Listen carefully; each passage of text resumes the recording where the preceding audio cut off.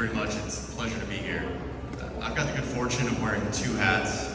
I'm the founder and chairman of Legacy Real Estate Development. We're a 100% tax credit financed affordable housing developer founded in 2016. We've got a pipeline of about $500 million as far north as Boston, as far south as Miami Beach.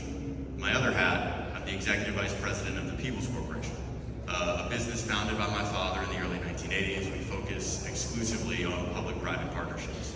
What we take that to mean is that we buy land from municipalities, we repurpose them to private uses. It's not challenging to see how these two business model buildings are struggling, dealing with the barrage and deluge of Amazon packages that young adults and millennials like me order almost daily. The other piece is storage. When folks like me are buying too much stuff with smaller apartments, we don't have a great place to put it. And so very, very much like WeWork as or co-working space as the foundation of amenity packages, you also need to think about short-term self-storage. And we found that in some of the less economically advantageous locations in our building, we're able to generate higher rent per square foot on storage spaces than we would be on apartments, which has been an incredible boon to bottom lines, and ultimately at a time when interest rates are a little bit more hawkish, a great opportunity to drive revenue from a value-add perspective. How do you involve the community? How do you make sure that you are, if you're going into a community and you're developing, how do you get them involved? And then how do you keep them involved?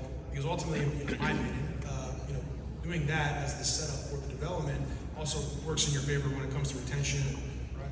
Raising rents and things like that over time. So tell us about how you guys are doing that. Sorry? Sure. And Matt, I think that's an important question. One of our key differentiators is community engagement. We do it all ourselves. If you're a project manager at Peebles or Legacy, you walk into a community meeting, you pitch your project, you give out your cell phone number to community activists, and you correspond with them, right? We're accountable in the communities that we develop in large part because we consider ourselves developers who are followers.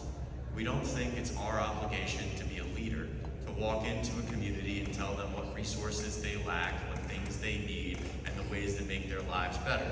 The truth of the matter is that if you live there long enough, you know what your community needs, you know what it lacks, and you know what you need to make your life better. We think of ourselves in large part as good listeners. And when we listen, we tend to learn.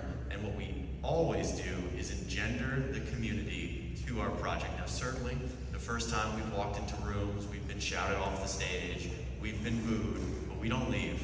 We come back. And we have never, not once since 1983, developed a building in a community that did not support us. Full stop. Every time we walk in, we won't leave until we come out with their support and we craft projects that people can get behind. Now that's important, not just from an ethical standpoint, but from an economic standpoint. Buildings can't survive if the communities that they're in don't support them. And more to that point, affordable housing, which so far in this conversation has gotten the short end of the stick, is not able to be built without robust community support because it's so reliant on municipally and state allocated funding. And in order to win those funds, you've got to have the people nearby supportive of what it is you're hoping to accomplish.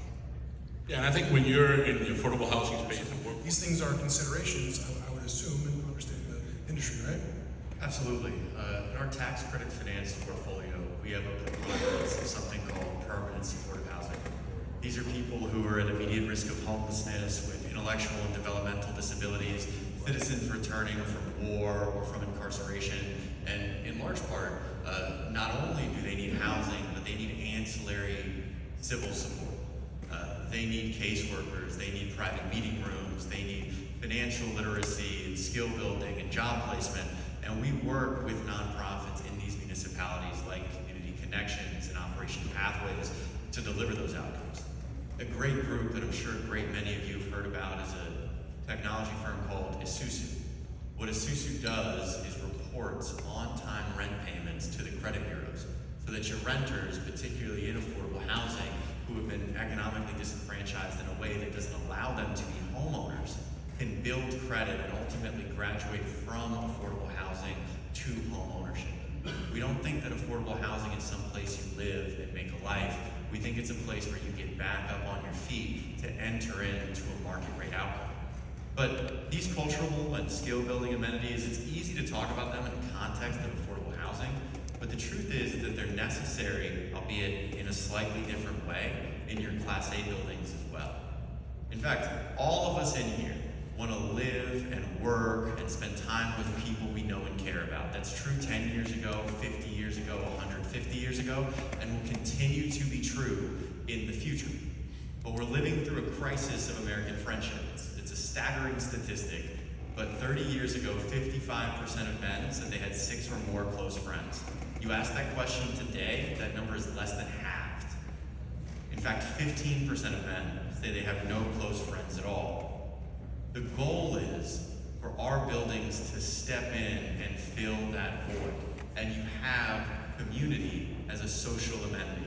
We're hosting workout classes, cooking classes, excursions, going kayaking and hiking, bar crawls, mixers, in an effort to cultivate a sense of community. And that does a few things.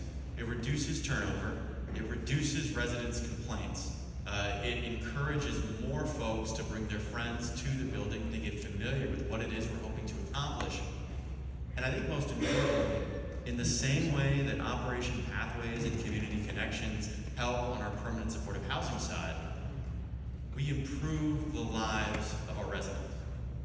And for us, when we walk out of a room like this, there are a ton of great ideas and great ways to make money, but it's important to us and will continue to be important to us to make an impact as well, particularly in the affordable housing space. There's a finite amount of resources that go at the state, federal, and municipal level to affordable housing. And there's also a hierarchy of needs. Affordable housing is responsive to environmental, social, and governance regulations that far outstrip the equivalent private sector development. Your affordable housing project has to be more sustainable. It has to be more inclusive, and a lot of times in comparison to Class B and C rentals, it has to be more heavily amenitized. Now, I think that environmental sustainability is a good thing, and I think that creation of more affordable housing is also a good thing.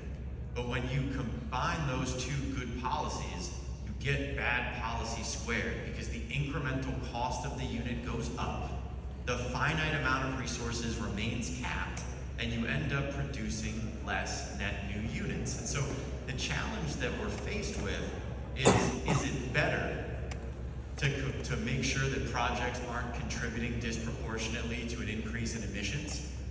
Or is it better to make sure there aren't tents in public parks?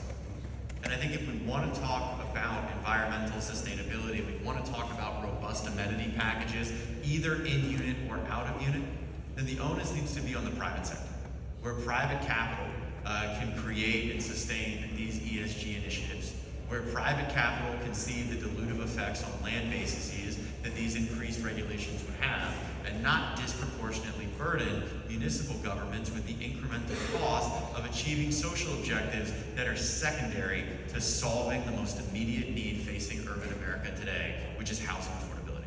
You're here. I don't know what to say. So, on Gus's point, there's no way to talk about the future of housing without also talking about senior housing. The demographic trends are clear. We're a rapidly aging society, and as a consequence, we need to make sure that we have housing that allows people to age in place. And from an architecture perspective, of course that means more UFAS units.